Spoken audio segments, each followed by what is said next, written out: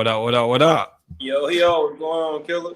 Hey, nothing much, man. Just chilling as usual. I think that's basically the basis of what we do every day. Just chilling. I don't So, know, man. Hey, you look kind of dressed up over there today. That boy got a hot date or something. What's going on with you? nah, bro, I had to throw on a different T-shirt. No free promo. Oh man. But let's go ahead and start it off with you guys already know, like, follow, share, comment underneath these videos. Let us know how y'all like the episode and possibly some more topics. We are always looking for topics to talk about, or maybe someone who has a great story that we can possibly interview. I know soon we will be heading into that road to the championship series, which I love every year. And then, of course, we're still in the works of putting something together this year, something big. So if we can get that together, y'all, I think we will make bodybuilding great again. Not, but it's just a big surprise that we're working on. So we will see. But yeah, man, Jamal, go ahead and start us off with what are we talking about, brother? Man, so yesterday we posed a question to our audience. What do you want to talk about? So we got a couple good ones that came back to us. So we're going to cover three. It's going to be quick and simple. And yeah, we're just going to rock out like that, man. So the first one, which I love this because I think everybody has this question or everybody has this concern. Balancing in bodybuilding. How do you balance your bodybuilding lifestyle with your regular lifestyle? I think as far we're as school, work, kids, etc. all right. So this question, I love when people ask us this, but the thing is, it's not one size fits all, right? Like we can just offer tips because I think our scenario or our situation is completely different than everybody else's, right? Like I don't have kids, right? I live alone. I have a dog, right? So my situation is very easy. When it comes to from work to my day to day, like my job is low impact. I do work in fitness full time, so I manage my prep very easily. Last year or 2 years ago, it wasn't like that. I had to work sales. I was door to door, selling work equipment, right? So I think it's very independent based, but I think the most important thing is balance, the word balance, right? So even when I'm in prep, I still try to make it to events. Most of the people who invite me to events, they kind of know what's going on, but there is still some level of ignorance to people who invite me. And then they're like, oh, you can do this or you can do this, kind of telling me what I can do, right?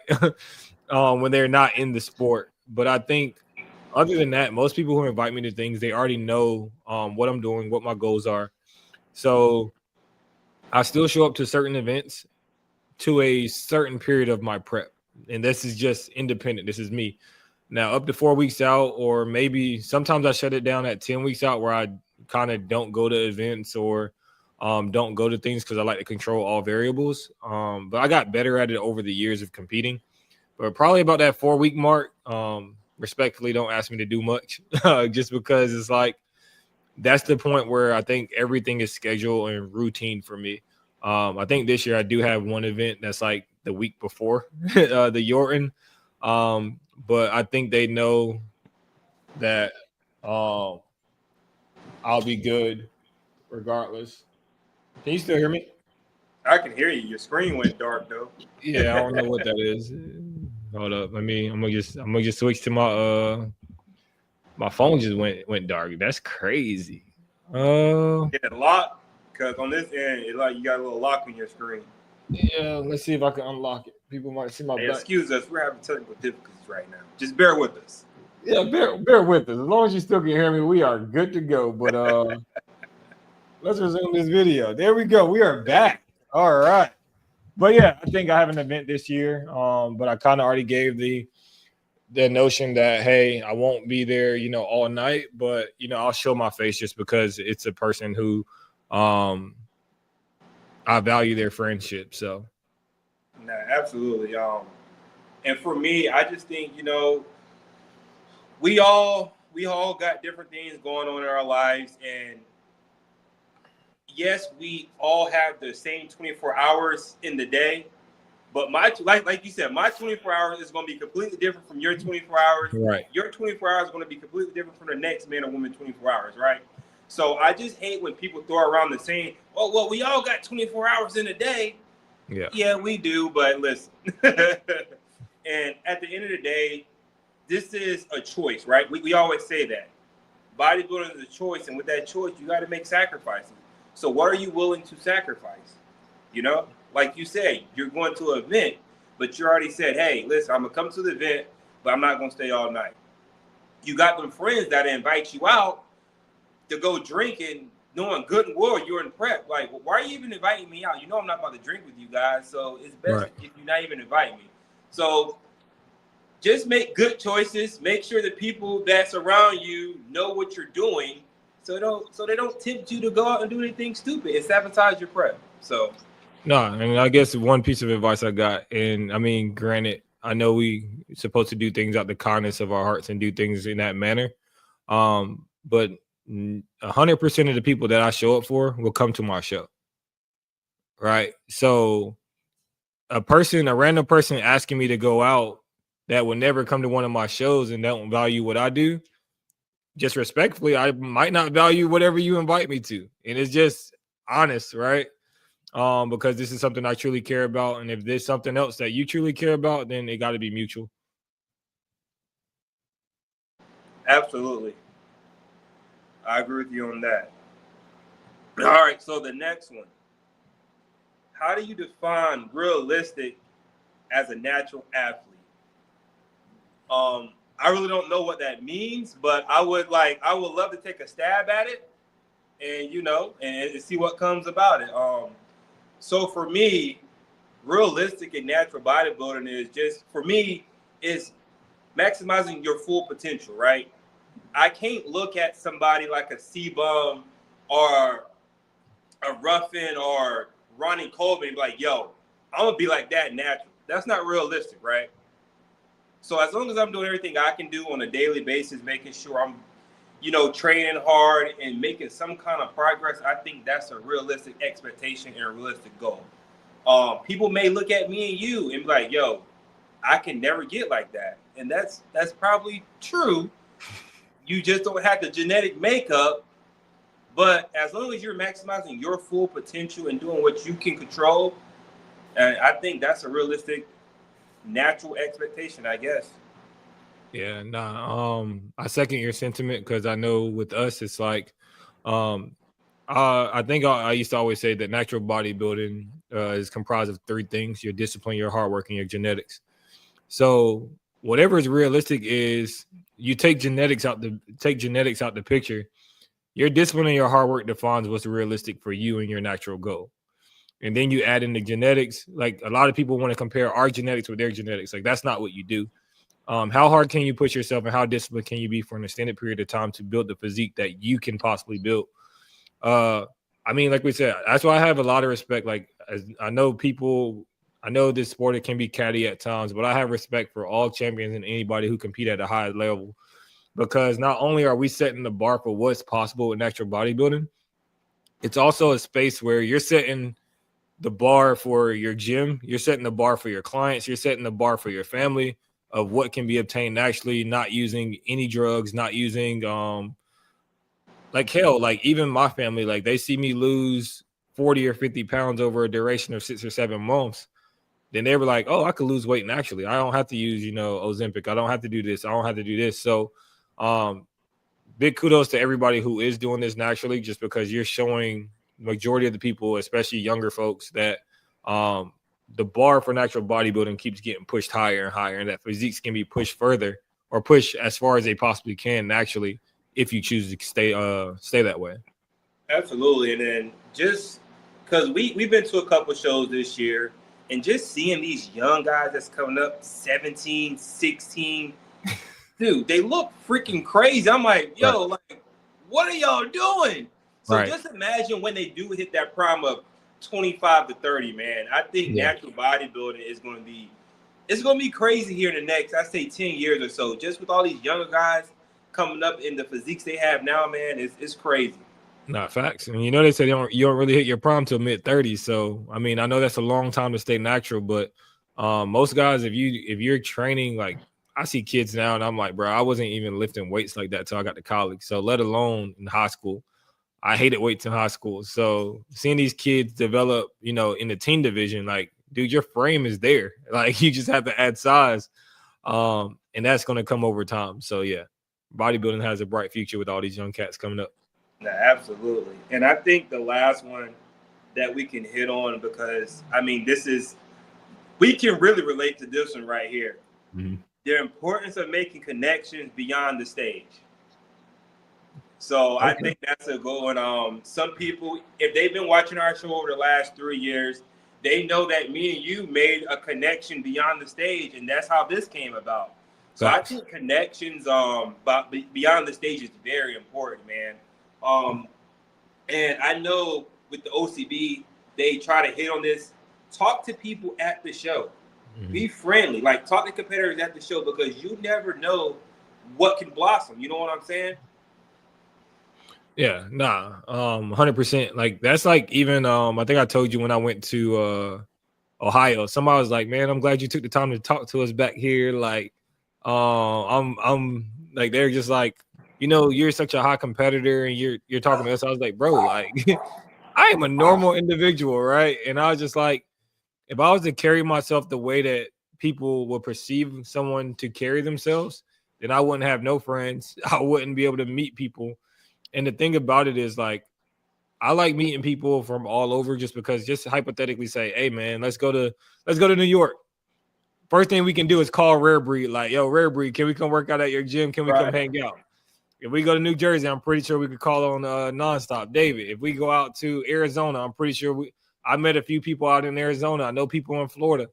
And I think that's important, just because it's like you have to take something more from this stage than trophies and medals. Like, if your only goal is to collect a check and you're not meeting people, then you're really not utilizing the sport to your fullest ability. Like, I always tell myself, I told myself the other day, like, bodybuilding doesn't owe me anything in regards to like placings and things of that nature, because I have met practically all my team through bodybuilding, right? I met, like I said, I met you. I met a lot of great promoters through bodybuilding. That's going to probably turn into lifelong friends after I stop competing.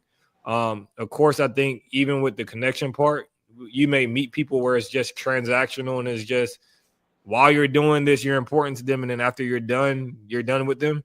But I think I met way more people that's going to last past bodybuilding than I have that happen. That's not going to last.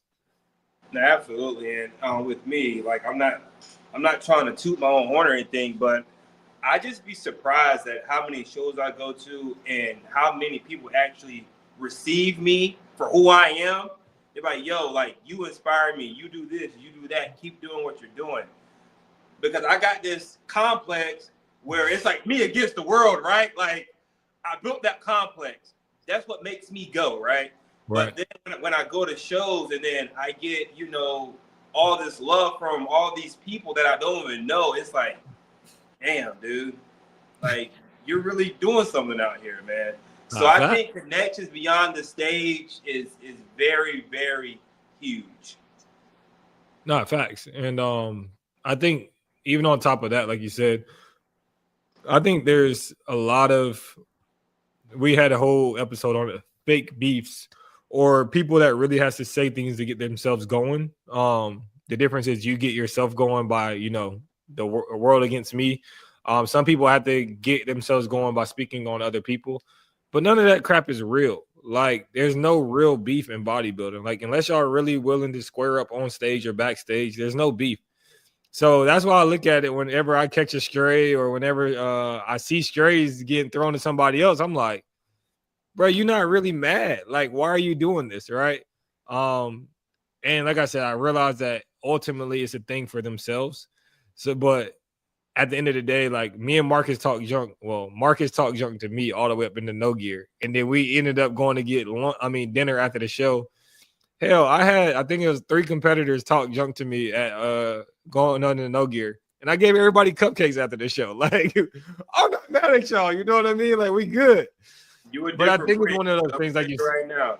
Huh? Anybody say something? I say any competitor, any classic competitor say something dumb about me, Hey, kick rocks, bro. We ain't cool.